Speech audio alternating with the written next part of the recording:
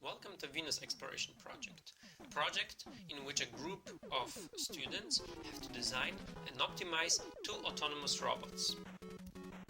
These robots have the task to explore the surface of Venus, avoid any obstacles, and find rock samples that they can drive back to the lab. 1.7 million pounds of Launch is running. Launch, can we have a liftoff? We have a launch commit and we have a liftoff. The swing arm is moving back.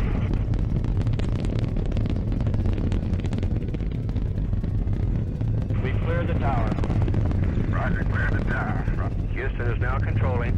Oh, you have good thrust in all five. Roger. The robots are equipped with a set of grabbers powered by a servo. This makes it possible to pick up and drop off rocks or samples, which is an integral part of the assignment. Some changes were added to the grabbers by the team to improve the probability of successfully detecting and picking up samples. These improvements include the metal extenders with a small curve to the outside for a larger range and a small shade atop of the grippers for the infrared sensor underneath. If this shade was not there, the sensor might have trouble detecting the sample correctly. The ultrasonic sensors are necessary for the mountain detection.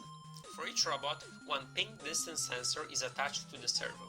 The sensor transmits ultrasonic pulses that reflect from objects and return to the sensor. Based on the time required for return, the distances from the object can be precisely calculated using the Arduino controller. This can provide accurate estimations of the obstacles around the robot. The digital encoders are used to determine how much the robot has driven. It does this through the use of spokes in the wheels of the robot. It uses infrared to see if there's a spoke or not. Every spoke then gives a high value, and since the distance traveled by one spoke is known, this can be multiplied with the amount of highs. This roughly gives the distance the robot has traveled. Here we can see a particular search strategy that our robots have used. Once the robot has successfully reached the sector, it can now begin to explore. The robot will do this by moving in progressively smaller square shapes. While moving in a spiral movement, the robots continuously scout for rock samples. Once the robot reaches the center of the sector, it will return to its start position and the sector will be declared as explored. This search strategy is used to make sure that no parts of the sectors remain unexplored. Together with the sensor navigation strategy, the whole planet of Venus will be explored by the robots. On the clip, we can see a robot performing mountains avoidance with use of the ultrasound sensor.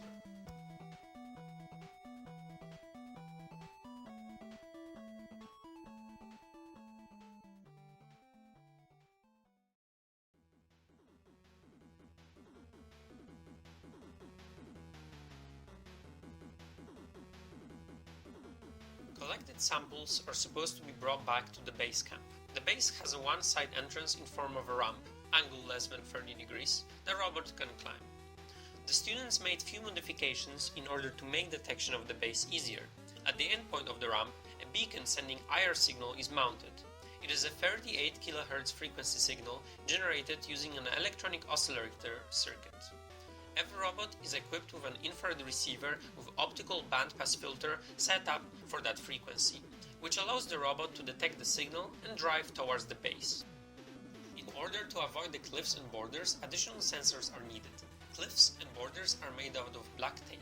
The color black absorbs more infrared than other colors, therefore it is possible to use IR sensors to detect them. Two sensors are mounted on the robot for cliff and border detection, one in front right and one in front left. They are both in front of the wheels, so when the robot drives forwards, any obstacle will be seen by the sensors before the robot will drive into it. Then a threshold is used to determine whether the sensor sees an obstacle or not.